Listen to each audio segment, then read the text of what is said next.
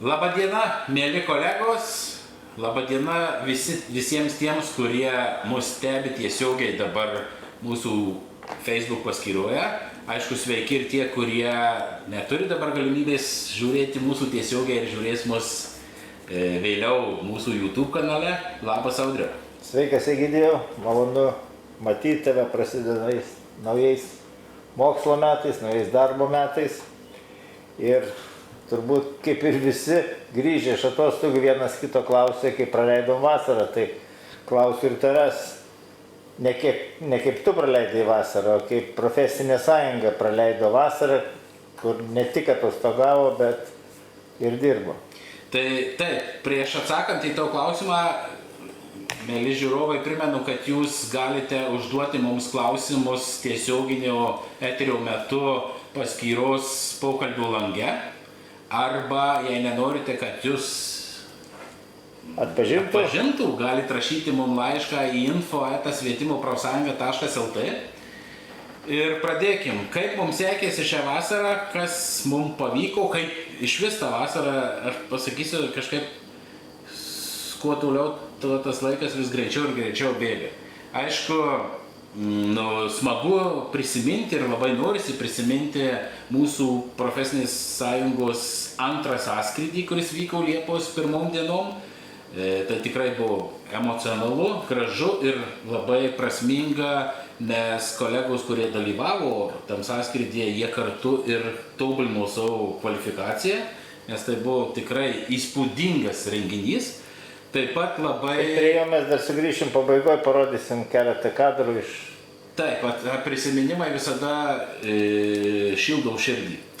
Taip pat labai jautrus ir sakykime, tas mūsų jau 4 metus vykstantis tęstinis projektas, tai yra draugystės vasara. Draugystės vasara tai poilsis lietuvių ir ukrainiečių vaikams, kurie Ukrainoje patyrė tos karo siaubus visus. Ir čia šito vietoje norėčiau dar kartą tikrai nuoširdžiai visiems padėkoti, kurie šiai mūsų iniciatyvai jau 4 metus skyrė GPM paramą. Tai tikrai dar kartą lenkiuosi, nuoširdžiai dėkojam ir tikimės, kad mes šią gražią iniciatyvą tęsim ir kitais metais. Taip, be šių gražių iniciatyvų buvo ir, sakykime taip, rimtų darbų, ganėtinai rimtų darbų, kurie, galim sakyti, profsąjungoje yra vienas iš pagrindinių darbų ir net darbo kodekse yra pasakyta, kad tai tik tai išimtinė teisė profsąjungom, ne darbo tarybom, ne dar kažkokiam tam junginiam, o būtent profesinėm sąjungom, tai yra darybos. Ir vasarą darybos dėl kolektyvinių sutarčių. Būtent darybos dėl kolektyvinių sutarčių, tai vasarą vyko darybos ir dėl nacionalinės kolektyvinės sutarties atnaujinimo.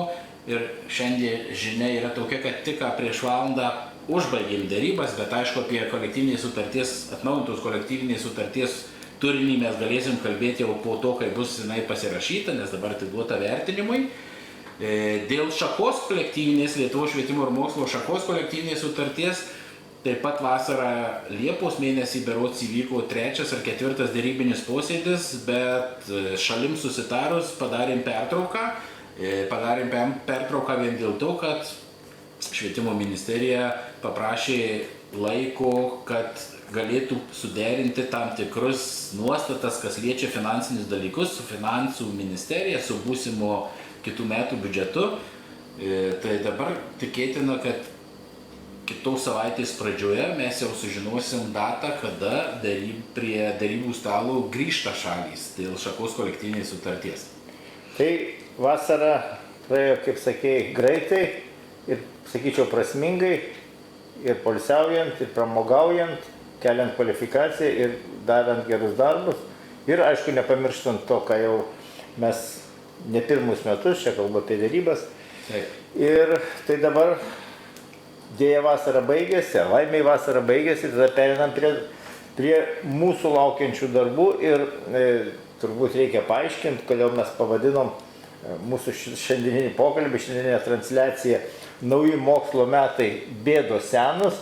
Dėja, bet kiek metų dirbam profesiniai sąjungoje, paprastai rugsėjo 1 dienai mokytojams, kitiems dirbantiems švietimo įstaigose klausimai tie patys, problemos tos pačios, keičiasi skaičiai, keičiasi vardai, pavardės, bet iš esmės viskas, kas susijęs su darbo sąlygom, darbo sąlygų keitimu ir visa kita darbuotojams ir darbdaviams yra neaišku ir ypač tą neaiškumą padidina naujovės, dažnai atsirandančios vasarą, naujovės iš vyriausybės, iš Seimo, iš Švietimo ir mokslo ir sporto ministerijos ir dabar todėl mes ir liktai eilinį kartą, eilinį rugsėjo pradžią brendami tą pačią upę, nors kaip senovės filosofai, antikos filosofai yra sakę, į tą pačią upę įbristi neįmanoma, vis dėlto mes kalbėsime vėl apie tos pačius dalykus. Atlyginimą, pareiginės algos koeficientų didinimą dėl veiklos sudėtingumo ir kitą. Tai prašau, kas turbūt svarbiausias dalykas yra atlyginimas.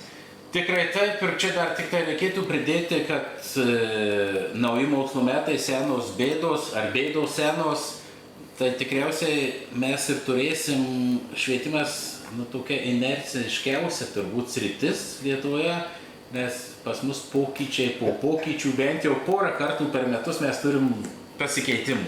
Na, iš kitos pusės visada sako, kad švietimas eina pirma visuomenės, kad visuomenės raidos variklis, dėja, realybė yra tokia, kad iš tiesų labai inertiška sistema, labai tradicijose, senovinėse įstrigusi ir... Tikrai taip. Tai kas nuo rugsėjo 1 keičiasi? Tai reiktų akcentuoti vieną dalyką, pirmą dalyką, sakykime taip, akcentuoti nuo to, ką mes veikėm ir šią vasarą. Tai rezultatas yra rugsėjo 1 diena ir čia turėtum grįžti į praeitus metus. Praeitus metus, kada mes po vasaros derybų spalio 21 dieną pernai metais pasirašėm šakos kolektyvinės sutarties atnaujinimą. Ir ten buvo tam tikros nuostatos, ne tam tikros, nuostatos, kurios įsigalioja šiemet rugsėjo 1. Tai pirma nuostata yra, kad keičiasi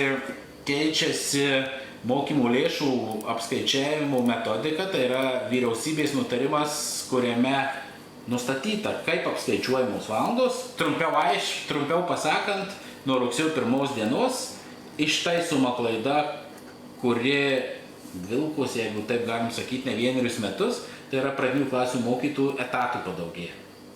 Vienas dalykas. Antras dalykas, nuo rugsėjo 1 dienos išsitaiso ta klaida, kuri taip pat vilkosi ne vienerius metus, tai yra bendro ugdymo planuose numatytos kontaktinis valandų skaičius, realiai jau dabar nuo šiemet rugsėjo 1 dienos atitinka tam pačiam vyriausybės nutarime, atitinka finansus. Tai šitas dalykas išsitaisė. Trečias dalykas, tai... Aš dar norėčiau pasitikrinti, tai jeigu pirmas pokytis, kurį tu paminėjai, kad atsirado papildomi pradinė ugdymo koncentre etatų, tai reiškia, kad dabar dirbantiems mokytojams yra galimybė teisingiau atlyginti už darbą, skirti didesnius etatus. Taip, didinti etatus, bet jau nemažinti. Tikrai taip, tikrai taip. O antru atveju turbūt jau vis mažėja galimybės kalbėti, spekuliuoti tuo, kad nėra lėšų, trūksta lėšų, trūksta lėšų, trūksta lėšų. Šitą mantrą kiekvienais metais daugelį atvejų beveik visose mokyklose yra kartojama. Tikrai taip, tas yra tiesa ir po truputį judame bent jau senesnių klaidų ištaisymo keliu. Tai tas yra gerai. Trečias dalykas, kas nuo rugsėjo 1 keičiasi, vėlgi, tai yra susitarimai dar iš praeitos kolektyvinės sutarties. Nuo rugsėjo 1 dienos visiems pedagogams didėja pareiginės algos koeficientai. Tai yra 8% kiekvieno pedagogo, atsižvelgiant į jo stažą, į jo kvalifikacinę kategoriją, atsižvelgiant ar jis mokytos, ar jis švietimo pagalbos specialistas, pareigybė ir panašiai, tai visiems 8% didėja pareiginė alga. Tai jūs ekrane tikriausiai dabar galite matyti, kaip atrodo jūsų koeficientai ir tuo pačiu jūs galite dabar matyti, kaip atrodys jūsų darbo užmokestis, priskaičiuotas darbo užmokestis pagal savo darbo stažą, pagal savo kvalifikacinę kategoriją ir jeigu dirbat vienu etatu.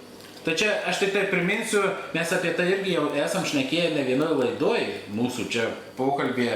Tik priminsiu, jeigu dar kažkam kyla abejonių, nežinojimas, kaip susiskaičiuojamas mokytojo darbo užmokestis, tai yra 3 skaičiai, pagrindiniai skaičiai, kurie yra sudauginami. Tai pirmas yra bazinis dydis, dauginamas bazinis dydis šiandien dieną yra 1785,40. Dauginamas iš pareiginės algos koeficientų, iš to lentelį pagal stažą, kvalifikaciją atitinkamai ir dauginamas iš jo pareigybės dydžio, tai yra etatų. Jeigu etatu, tai iš vienetų, jeigu daugiau, tai iš ten 1,5 ir panašiai. Tai taip susiskaičiuojamas atlyginimas ir čia mes šnekam ir jūs lentelį, ką dabar matote ekrane, tai tie priskaičiuoti atlyginimai čia yra be visų priedų. Priemokų, padidėjusių koeficientų dėl veiklos sudėtingumo ir panašiai. Ir čia turbūt, pakartosiu, gal jau nebereikia sakyti, kad šitas padidinimas yra užtikrintas biudžeto pinigais, kurie ateina į mokyklas nuo rugsėjo 1. Būtent tikrai taip. Ir tai matosi dar ir jau minėtam vyriausybės nutarime dėl mokymų lėšų metodikoje. Jeigu kas domisi, tai galite pasižiūrėti, tas vadinamas R koeficientas, kas nusako, kiek finansuojamas vienas etatas, jisai irgi didėja ir nuo rugsėjo 1 dienos yra 1,4203 berods, 1,4203 ir jisai šiemet vėl sulyginamas, nes jeigu prisimintumėm, tai prieš 2 metus, kada mokytojams buvo, bendro ugdymo mokytojams buvo papildomai skiriami pinigai, etatai už darbą, pradedant darbą su atnaujintu turiniu, tai iki mokykliniam ugdyme tie pinigai nebuvo skiriami prieš 2 metus ir atsirado toks skirtumas.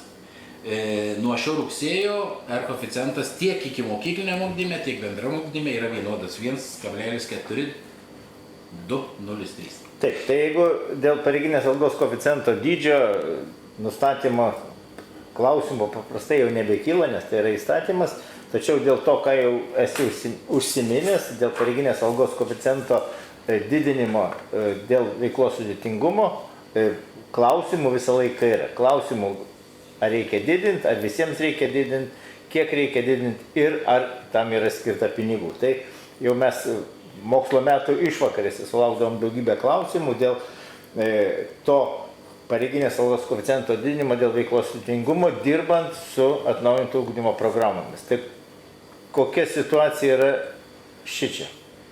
Tai taip, tai kaip sakei, atskirti reiktų 2 dalykus, nes veiklos sudėtingumas, dėl veiklos sudėtingumo tai yra susitarimai ir įstatymų dalis ir darbo apmokėjimo sistemos, bet per vasarą lygiai taip pat.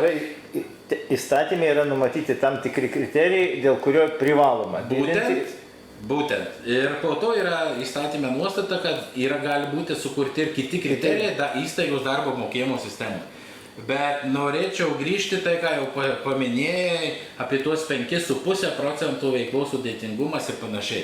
Tai jeigu prisiminus, prieš 2 metus šitas toks skaičius 5,5% buvo sutartas su ministerija, kada buvo startuojamas dirbti su atnaujintu turiniu. Tai yra bendrajame ugdyme. Taip.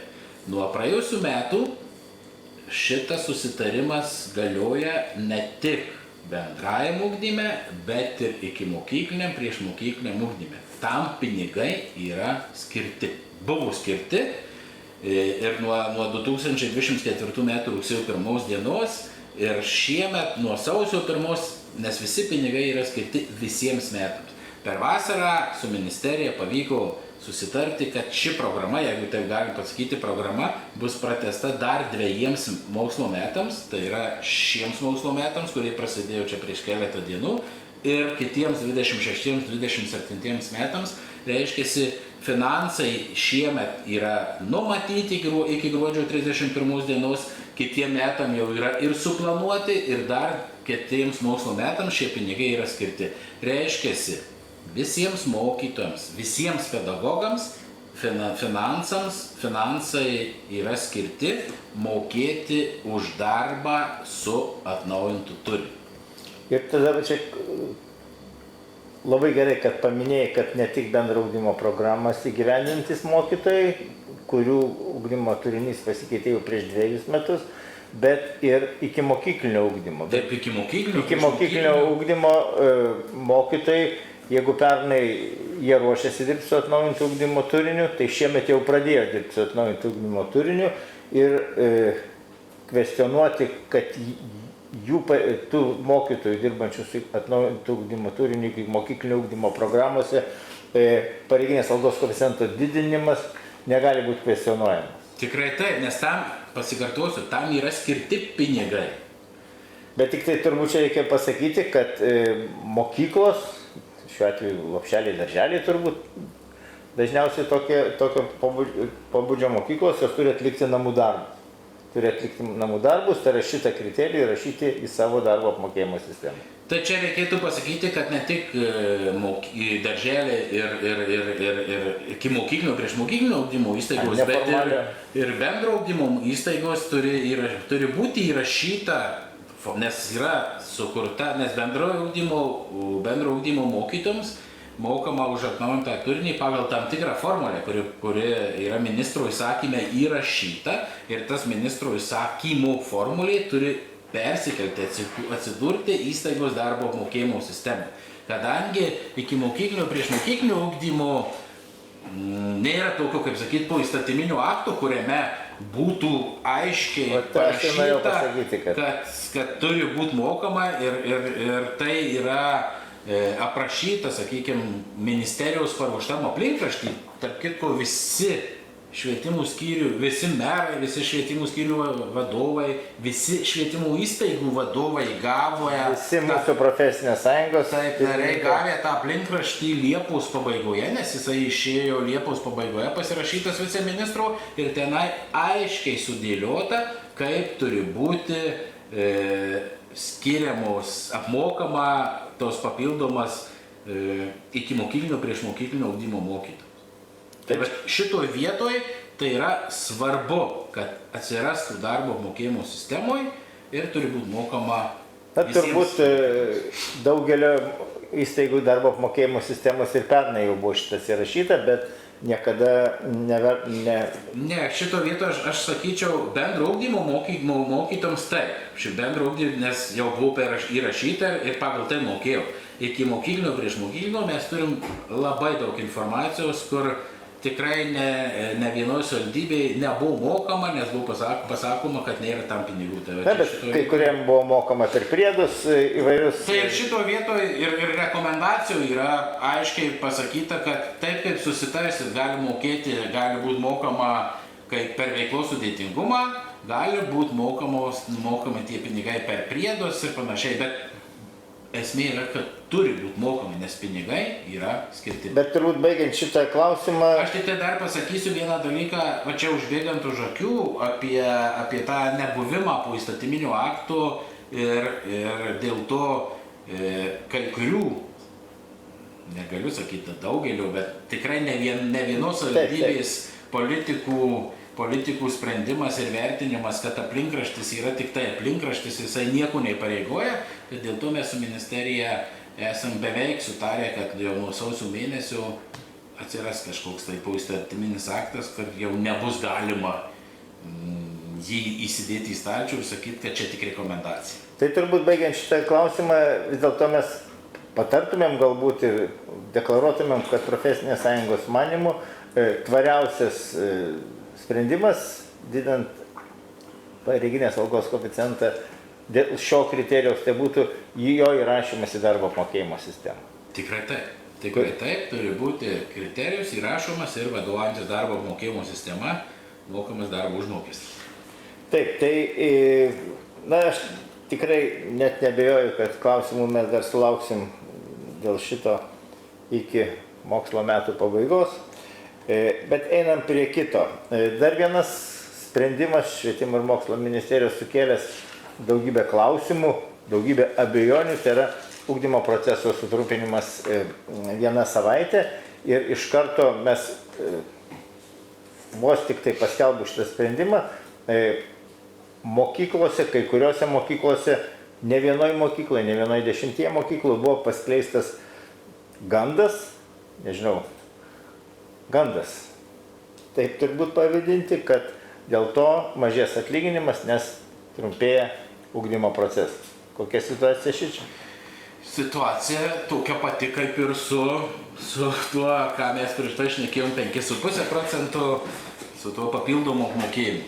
Yra susitarimas. Susitarimas, vėlgi, tas 5 dienų sutrumpinimas ugdymo procesas, tai sakykime, mūsų profesinės sąjungos įdirbis, ne vienerius metus mes tai deklaravom ir sakėm, kad reikia kažką spręsti.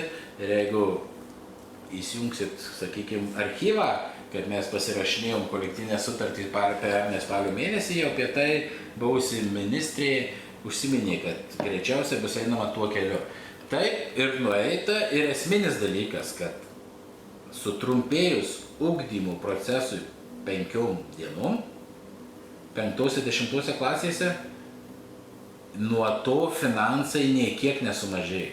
Reiškiasi, etatų skaičius išliko mokyklom finansuojamas toks pat, valandų skaičius toks pat, lėšos tokios pačios. Reiškiasi, kad nėra jokio teisinio pagrindo mokytojui dėl to mažinti darbo krūvį. Ir tai aiškiai aprašyta. Ne tik teisinio, bet ir finansinio pagrindo. Nu, tai, pirma, finansai, pada teisė. Taip. Ir tai vėlgi aiškiai aprašyta tam pačiam aplinkraštį ir ministerija ne kartą tai garsiai pasisakė, kad neturi būti jokio mažėjimo mokytojų darbo krūvio, darbo užmokesčio mažinimo vien dėl to, kad tą savaitę ugdymo procesas sutrumpėjo. Priešingai, tos valandos, mes ir ministerija tą deklaruoja, ir mes tą sakom, kad tos valandos jos niekur nedingsta, mokytojai jas dirbs. Tik tai jau čia vėlgi lygiai taip pat yra pačios mokyklos susitarimo reikalas, kaip tos valandos, tos 1 savaitės valandos bus išdėstomos, atidirbamos per visus mokslo metus ir taip toliau. Kam jos bus skiriamos? Tai yra ne vien konsultacijom, kaip daugelis tikisi, bet galima tas valandas panaudoti ir apmokant už kitus darbus. Taip, tai šito vietoj reiktų atskirti kelis dalykus. Vienas dalykas, jau kaip ir minėta, tos valandos, tą tik pasakysiu, kad tos valandos, tai jeigu kažkas, nes tikrai mes gaunam paklausimų ir traktuojama, kad tik tai kontaktinės valandos, tai yra ne tik kontaktinis, bet ir pasiruošimo visos valandos. Kaip pavyzdys, jeigu matematikos, tarkim, mokytojas dirba pilnu krūviu, turi 24 savaitinės pamokas, tai realiai 24 kontaktinės valandas, tai tos 24 kontaktinės valandos, plus jiems skaičiuojama ten 50% pasiruošimų, tai dar 12 valandų, tai iš viso tos 36 valandos turėtų būti išdėstymos per visas tas 36 savaitės, tai paprasčiausiai, sakykime, po 1 valandą pridedant kas savaitę, ar tai konsultacija, ar dar kažkam, čia jau vidaus susitarimų reikalas, jeigu nėra poreikio daryti konsultacijas, nes kaip turėjom klausimų, tarkim, fizinio mokytojams, ar tai yra konsultacijų ar panašiai, tai nebūtinai ir turėtų būti kaip konsultacijos, bet reiškiasi tos visos 36 valandos, jos yra skiriamos kaip bendruomeninės valandos ir paprasčiausiai mokytojas su mokyklos vadovu susitarė, kokias veiklas jisai už tas 36 valandas per metus atliks. Reiškiasi, kiek tu savaitę turi kontaktų, pasiruošimų valandų, tas skaičius, jis niekur negali dingti. Tai jisai arba konvertuojasi, ta prasme išsidėstau per visus metus, arba konvertuojasi į bendruomenės valandas. Ir čia tikrai yra mokyklų susitarimų reikalas ir ne tik, kad mokyklų susitarimų reikalas, bet jisai turėtų būti užfiksuotas įstaigos darbo apmokėjimo sistemoje.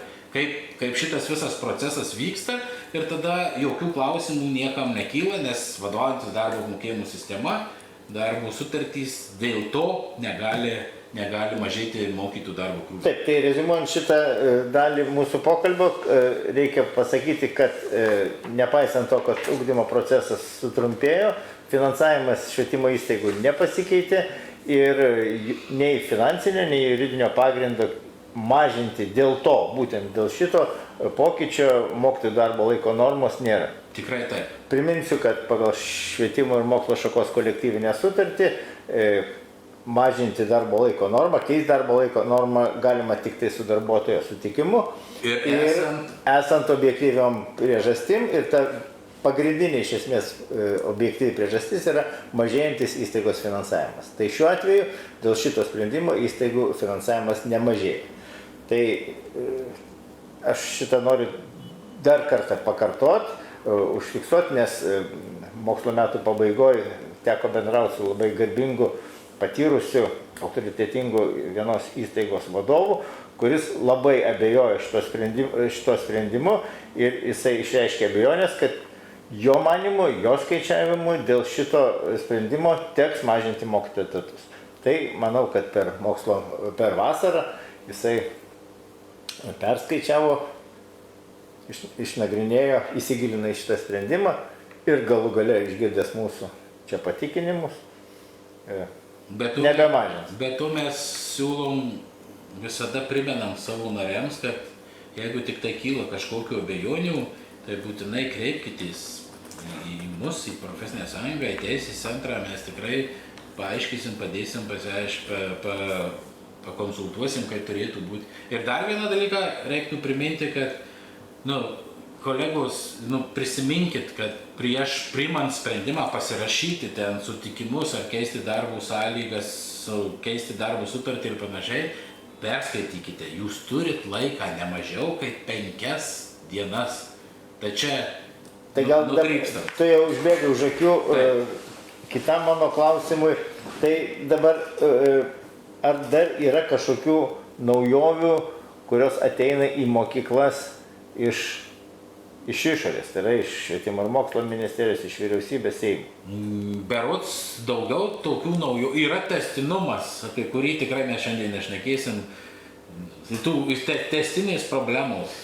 Todėl aš noriu pereiti prie to, kad nepaisant to, kad švietimo ir mokslo ministerija, valdžios institucijos plačiai to žodžio prasme priiminėja sprendimus, įvedinėja naujoves, kiekvienų mokslo metų pradžioje, rugsėjo mėnesį, mokyklose reikia atlikti tokius privalomus darbus, kurie ir šiemet yra privalomi. Tai vieną jau tu pradėjai kalbėti, tai yra, kad gali būti keičiamos darbo sutarties sąlygos. Ne, šiaip tai negali būti. Dėl ugdymo proceso organizavimo įvairiausių aspektų gali būti. Vadovas gali keisti ir mes primenam visiems, kad darbo sutarties sąlygas keisti galima tik tai su rašytiniu darbuotojų sutikimu. Aš tik patikslinsiu, Audriau, kad šiemet jos privalomai visiems keisis, nes didėja koeficientai. Taip, šitas niuansas teisingai, jos keisis, bet... Nebūtinai visus. Bet pakartosim, kad darbo sutarties sąlygų keitimas galimas tik su rašytiniu darbuotojų sutikimu, gavus pranešimą apie sąlygų keitimą. Tam pranešime turi būti aiškiai nurodoma, kas keisis, nuo kada keisis ir išdėstyti argumentai, kodėl keisis. Tai ir darbuotojai, kaip ir minėjai, pagal darbo kodeksą turi ne mažiau 5 darbo dienų įvertinti situaciją, profesinės sąjungos nariai pasikonsultuoti su teisininkais ir tikrai labai prašom visų nepasirašinėti paskubomis, nes padėjus parašą ir ant darbo sutarties pakeitimų, ir ant kitų dokumentų, įsakymų ir panašių, po to juos užginčyti būna gerokai sunkiau. Tai pirmas darbas, kuris bus atliekamas įstaigose, turėtų būti atliekamas įstaigose, tai yra darbo sutarčių keitimas. Ne, sakyčiau, tai antras darbas. Nes pirmas darbas turėtų būti darbo apmokėjimo sistema.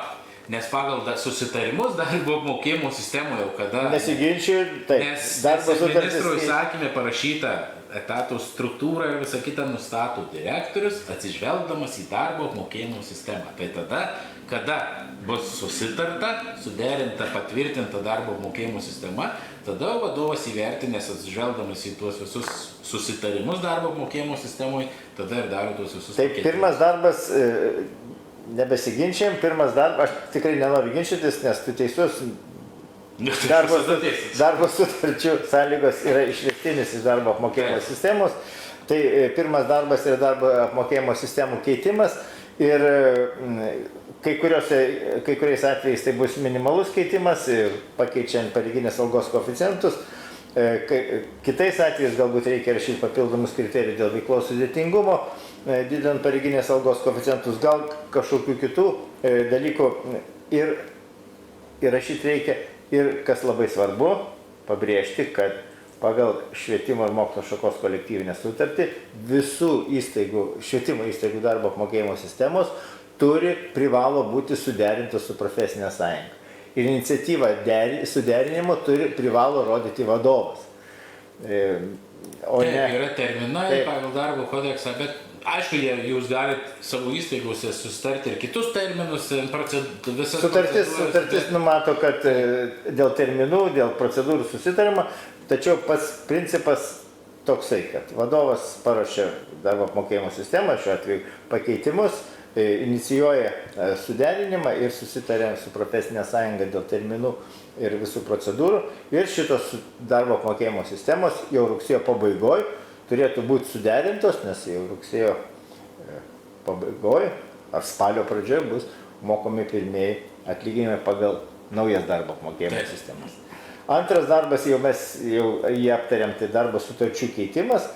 Ir dar vienas dalykas, kuris švietimo įstaigose po truputį atsiranda, po truputį aiškėja, po truputį išgilinamas, yra darbo grafikai. Taip. Darbuotojų darbo grafikai, mokytojai, ypač vyresni mokytojai, dirbę nuo senų laikų apie tokį teisės aktą mažai žinodavo arba nežinodavo, tačiau, kada ypač atsiradus etatiniam darbo apmokėjimui, šitas dalykas tampa labai aktualus, tai yra darbo grafikas, tai yra kada darbuotojas pradeda darbą, kada darbuotojas pabaigia darbą. Ir darbo grafiko atsiradimas irgi teko privačiam pokalbį su vienos mokyklos vadovu, paklausius, ar jūsų mokykloje yra patvirtinti darbo grafikai, sulaukiu tokio paradoksalus atsakymą, ne, nes tai nenaudinga mokytojams. Nenorėjau lysti ginčius, tačiau akivaizdu, kad tiek vadovas suinteresuotas, kad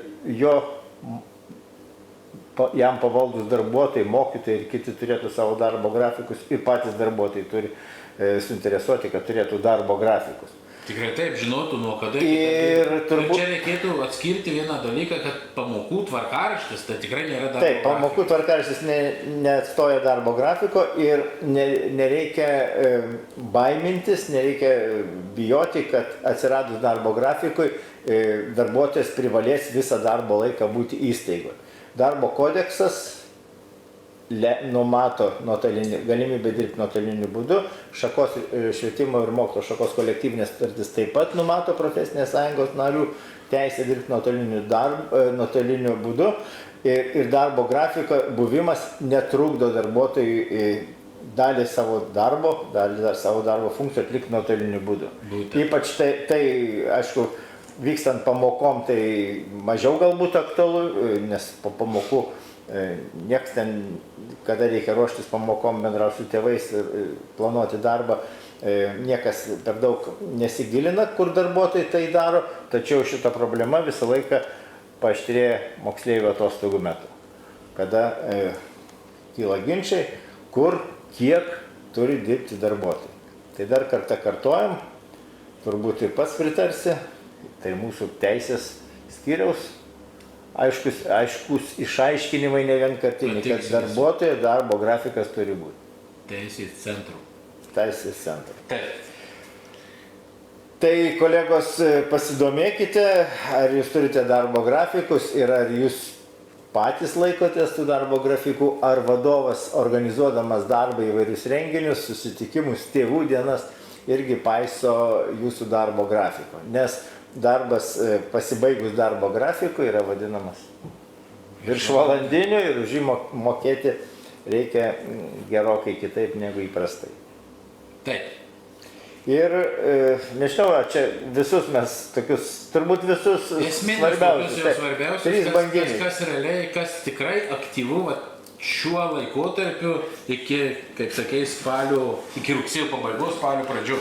Tai tokie trys banginiai, kurias reikia atnaujinti, ir darbo apmokėjimo sistemos, darbo sutartis, darbo sutarčių sąlygos ir darbo grafikų.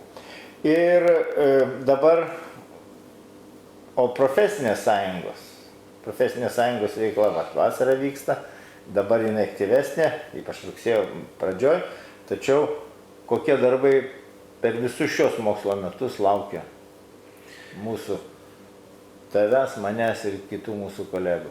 Tai esminis dalykas, man kad ir kaip galbūt ir banaliai nuskambėtų, bet mes tą pačią frazę visada kartojam ir kartosim, kad profesinė sąjunga dirba režimu 247.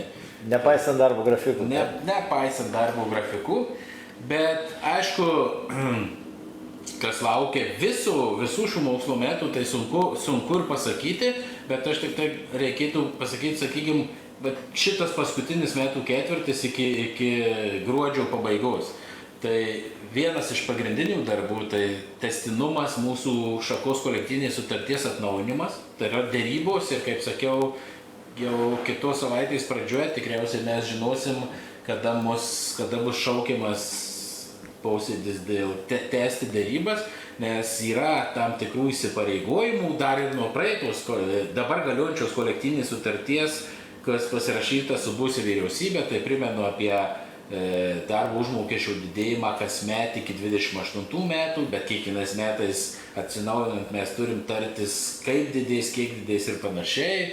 Yra tam tikrų derybinių momentų, ką mes šnekėjom apie ikimokyklinio ugdymo problemas ir kaip jas spręsti. Dėl mokinio padėjėjų. Dėl mokinio, mokytojų padėjėjų reikalų. Mokyklų bibliotekininkų, tai tikrai reikalų yra daug ir toliau bus vykdomos derybos.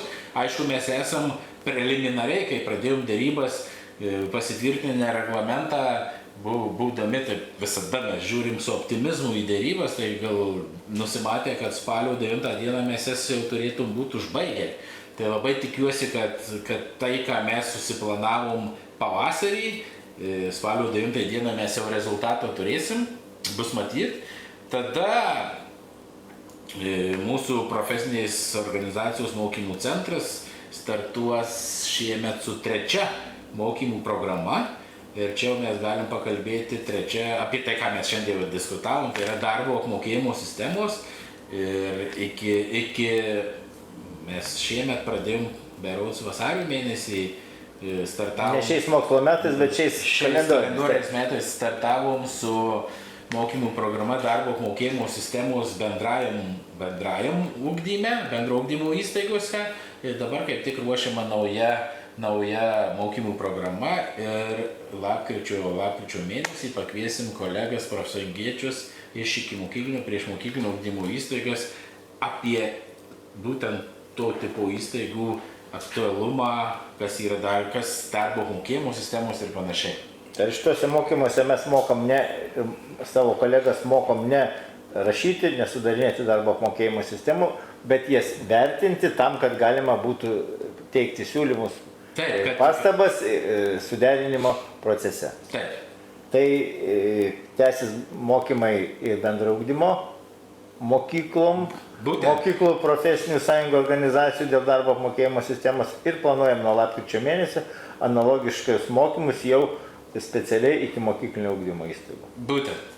Ir aišku, tokie, jeigu galim tai pasakyti, einamieji kasdieniniai darbai, tai yra pradedant mūsų teisės centrų darbo konsultacijos įvairiais klausimais mūsų nariam, taip pat dėrybos, aš plačiau pakalbėjau šiek tiek daugiau apie šakos kolektyvinės dėrybas, šakos lygmenį, bet mes dalyvaujam dėrybos ir mūsų kolegos dalyvauja, organizuoja, derasi įstaigos lygmenį, darbdavio lygmenių kolektyvinėse dėrybose, teritorinėse savivaldybėse dėrybose.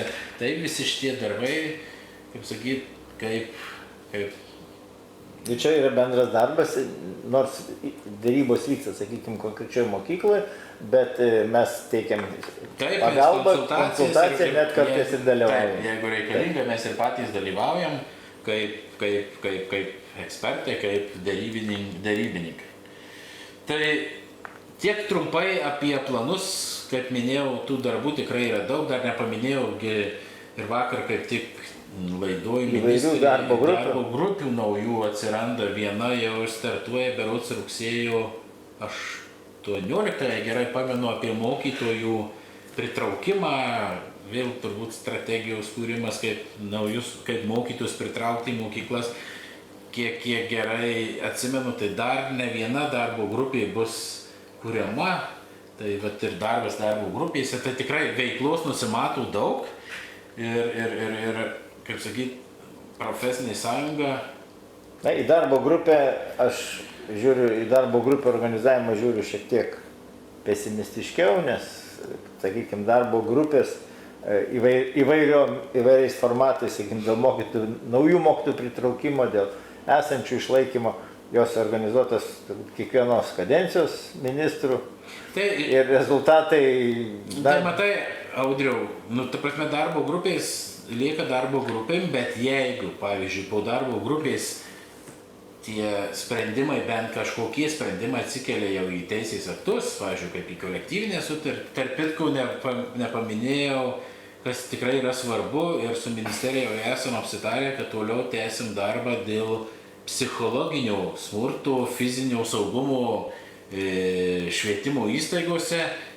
Čia prisimenant prieš 2 metus atliktas mokslininkų tyrimas ir kokie yra rezultatai, tai tikrai ir šią linkme mūsų profesinė sąjunga dirbs. Bet turėkim, kaip čia, drąsos pripažinti, kad švietime, nepaisant mūsų pastangų, nepaisant to, kad, sakykime, jau kelinti metai vyksta monumentalų švietimo forumai panašiais klausimais situacija.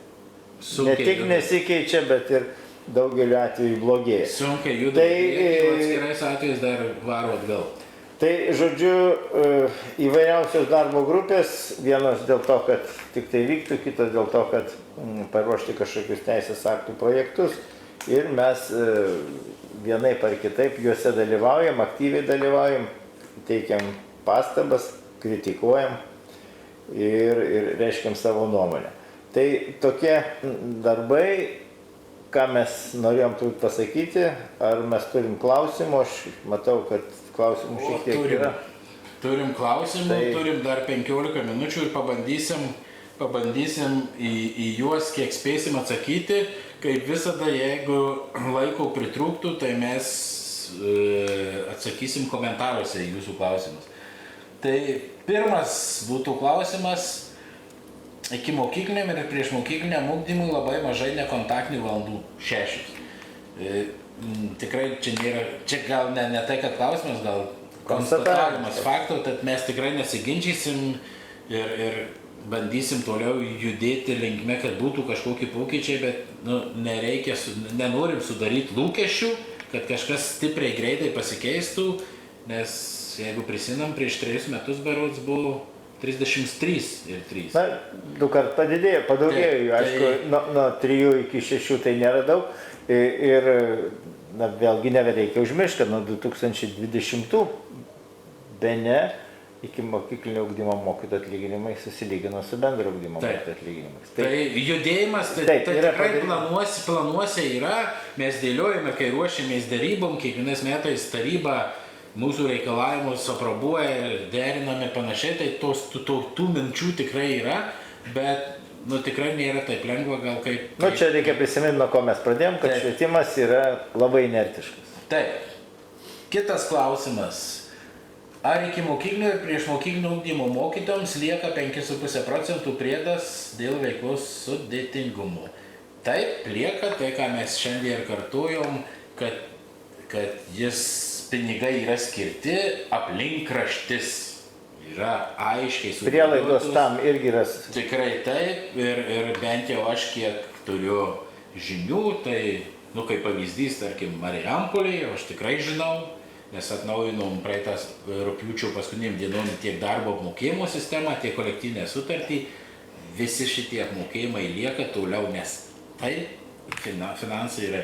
Ir čia turbūt reikėtų dar vieną dalyką pridėti, kad šitie sprendimai yra priklauso nuo mokyklos. Nuo mokyklos, o ne nuo, sakykime, savivaldybės tarybos ar savivaldybės mero, nes vėlgi vienai savivaldybėje teko svečiuotis ir vadovai nežino, kaip elgtis, ar numatytos priedus ar nenumatyti, ir laukia savivaldybės tarybos posėdžių, kuris vyks rugsėjo pabaigoje. Nežinau, kas tam posėdžiui, koks klausimas ten turėtų būti svarstamas, kad paaiškėtų, bet taip ir nesugalvojau. Ir turbūt jau negrįšim prie to paties, kad tiek finansinės galimybės, tiek darbo organizavimo prielaidos yra numatytos ir turi būti tas pareiginės algos koeficiento didinimas iki mokyklinio, prieš mokyklinio ugdymo įstaigos. Taip. Kitas klausimas. Kiek metinių valandų sudaro pradinio ugdymo etatą? Tai dabar čia galbūt patikslysim mes patys, kaip suprantam tą klausimą, nes atsakymas visiškai paprastas, nesvarbu ar pradinio ugdymo mokytojas ar kažkokio kito dalyko mokytojas, vienas etatas yra 1512 metinių valandų. Bet čia galbūt yra klausimas, kiek kontaktinių valandų, ir čia ministro įsakyme yra aiškiai parašyta. Pradinių klasių mokytojui turinčiam 700 ir daugiau kontaktinių valandų per metus, jam turi būti formuojamas pilnas etatas. Tikriausiai šitas buvo klausimas. Kitas klausimas. Čia gal vėl ne klausimas. Yra ir klausimas. 5,5% ne visiems skirtingi procentai net to paties dalyko mokytojams. Kodėl? Čia vėlgi tikriausiai šnekam apie bendro ugdymo mokyklą. Paprastas dalykas. Todėl, kad ta formulė, kuri yra suderinta, patvirtinta nuo praeitų mokslo metų, jinai persikelia, kaip ir buvo, kaip galiojo praeitais mokslo metais, taip galios ir šiais mokslo metais, ir dar kitais mokslo metais. Ir taip yra sutarta, kad 5,5% yra vidutinis, o kiekvienam mokytojui, koks tas priedas, ta prasme, procentas dėl veiklos sudėtingumo priklauso nuo dviejų dalykų. Tai priklauso nuo to, kiek tas mokytojas turi kontaktinių valandų ir kiek jisai turi prie kontaktinių valandų pasiruošimui tom valandom. Tai nuo to ir priklauso. Tai jisai gali svyruoti ir į vieną pusę, ir į kitą pusę. Bet vidutiniškai visai lietoje skiriamas finansavimas 5,5%. Priminkim, kad šita formulė yra ministro įsakyme. Tikrai taip, nieks nesikeičia. Ir jinai turi būti perkelti į darbo apmokėjimo sistemą. Jinai turėjo jau būti perkelta. Ir tas kolega uždavęs klausimą gali pasižiūrėti į darbo apmokėjimo sistemą ir pats suskaičiuoti arba paprašyti, kad jam padėtų suskaičiuoti. Toliau. Matematikos mokytojas. Kitas klausimas. Neaišku dėl 37 savaitės. Jeigu atidirbsime savo valandas pagal krūvį per visus mokslo metus, tai kaip tą savaitę dirbsime? Mėly kolegos, aš tik tai priminsiu, kad ir ką jau šiandien Audrius šnekėjau, darbo grafika ir visi kiti dalykai. Mokytojai dirba 42 savaitės per metus. Pagal darbo grafiką. Tai pagal darbo grafiką. Tai tas atidirbsim, tai ta prasme, susidėlioja ir tas jūs, kad atidirbsit per kontaktą, kad jūs turėsit kontaktinės valandas, o tą savaitę turėsit nekontaktinės valandas, veiklas, kurios ir nereikalauja, kaip sakyt, dirbti kontaktu, tada jūs pagal susitarimus, nuotolinius darbus ir visą kitą ir panašiai. Nes jūs gaunat atlyginimą vienodai, nustatytą kas mėnesį ir tai yra jūsų darbo laikas. Taip. Ir jeigu dirbs žmogus daugiau negu numato jo darbo grafikas, be vadovo nurodymo raštiško, tai bus savanorystė. Taip. Kitas klausimas. Kaip tarifikuoti mokytojams kontaktinės valandas 37 ar 36 savaitėm? Pasikartosim. Pagal tai, kaip jūs susitarėt darbo apmokėjimo sistemą. Tai taip ir turi būti tarifikuojama. Jeigu jūs nusprendžiat, kad tos savaitės valandos primena ne tik kontaktiniais, bet ir kas priklauso prie kontaktų pasiruošimui, sąsiuvinių taisymams ir panašiai, jeigu jūs tas valandas, tos savaitės valandas keliat į bendruomenės, tai yra, tarkim, fizinio mokytos, muzikos ar dar kažkokio kito dalyko mokytos, kur tų konsultacijų nereikia, tai jisai atlieka jų pagal susitarimą su mokyklos administracija kažkokias tas veiklas už tas valandas. Jeigu tarifikuojamas, nuskaičiuojamos lygiai taip pat, jeigu 37 savaitėm, kaip skaičiavo tos metinės valandos, jeigu jos bus skiriamos konsultacijoms, kas susijęs su ugdymu, tai kaip buvo, taip ir lieka, niekas nesikeičia. Tik tai paprasčiausiai tam pačiam grafike išdėstoma ir panašiai. Kitas klausimas. Ar pagalbos specialistam vadovams taip pat didinama koeficientą už darbą pagal atnaujintas programas, nes jie taip pat pedagoginiai darbuotojai. Aplinkrašty aiškiai parašyta visiems pedagogams. Aiškiai pagal finansavimo tvarką vyriausybės nutarime visiems didėja ir pareiginės algos koeficientai, finansavimas didėja, pinigai yra skirti. Tai reiškia, prielaidos yra visiems. Taip, darbo apmokėjimo sistemose turi būti numatyta ir mokama. Toliau. O gal 37 savaitės valandas paskirstyti konkretiems darbams, o 37 savaitę ir vėl bus dirbama ką?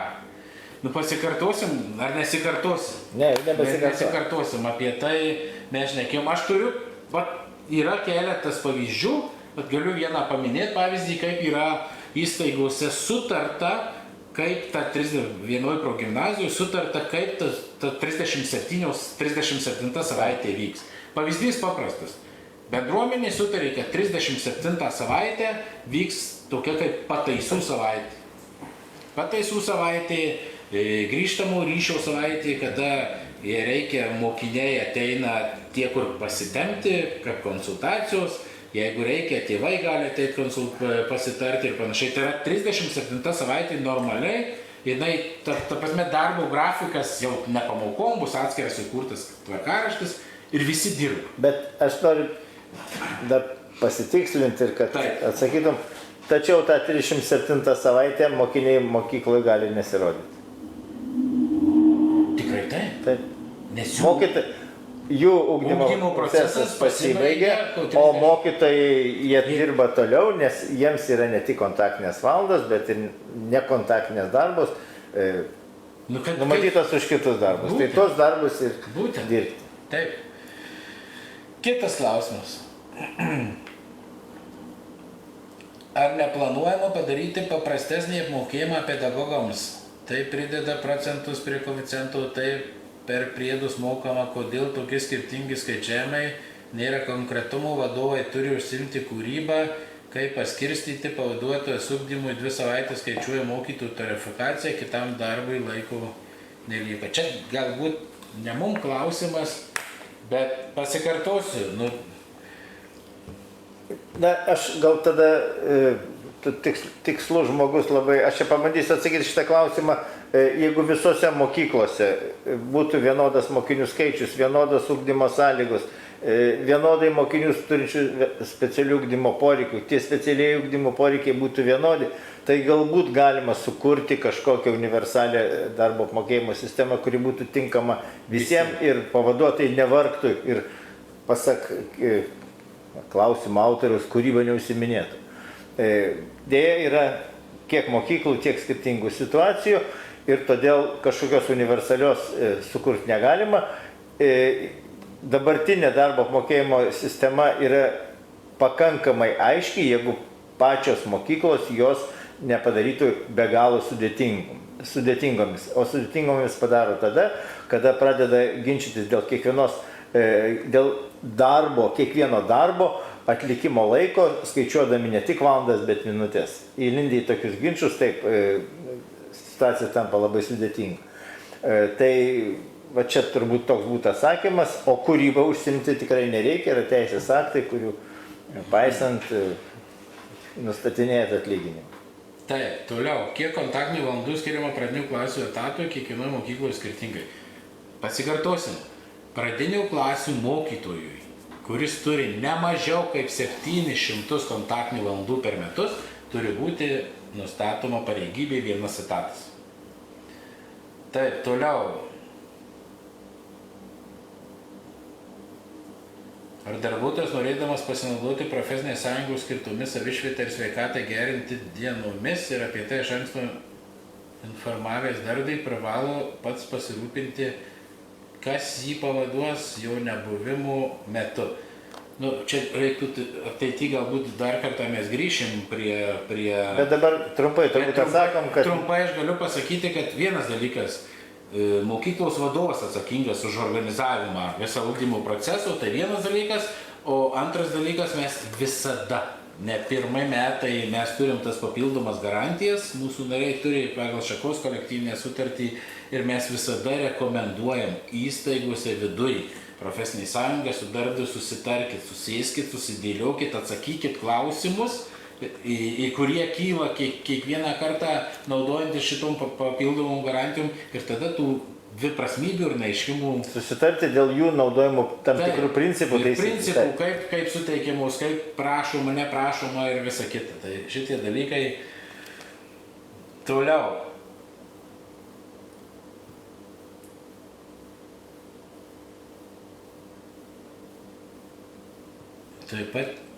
Taip pat ir išeinant pas gydytoją, dabar reikalaujame rašyti prašymą, suderinti su vaduotoju.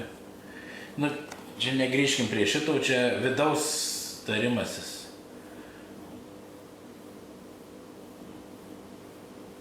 Daug klausimų, bet kolega mes turim užbaigti savo transliaciją. Tai aš atsimenu, gaudau tai už liežuvio, pradėjau nuo to, kad siūstų klausimus, į kuriuos mes atsakysim dabar, jeigu nespėsim atsakyti, juos atsakysime Facebooko paskyroje, čia klausimai, aš supratau, atėjo per Facebooko ir šitos klausimus bus atsakyta, o pabaigai noriu tau padėkoti, palinkėti stiprybės suvaldyti procesus tiek profesiniai sąjungai, tiek tose srityse, kur dalyvauja profesinė sąjunga ir atsisveikiname turbūt. Tai prieš jau visiškai atsisveikinant, primenam, kad mūsų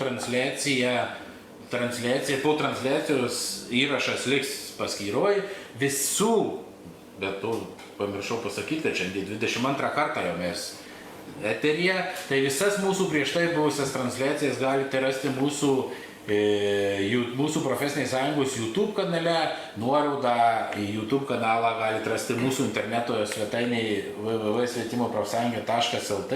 Tai ačiū ir tau, Audriau, už puikią diskusiją ir visi kolegos ramaus, turiningų rugsėjų ir gerų mokslo metų. O pabaigai, jau po atsisveikinimo, aš kviečiu dar minutę kitą pažiūrėti trumpą vaizdo siužetą iš buvusio sąskrydžio.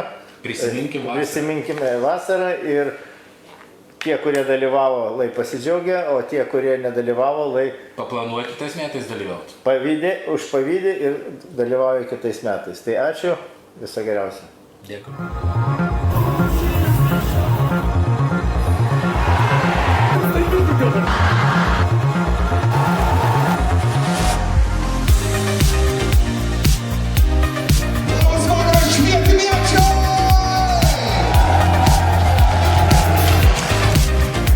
Sveikinu visus antrą kartą atvykus į šią nuostabią didžiulę erdvę.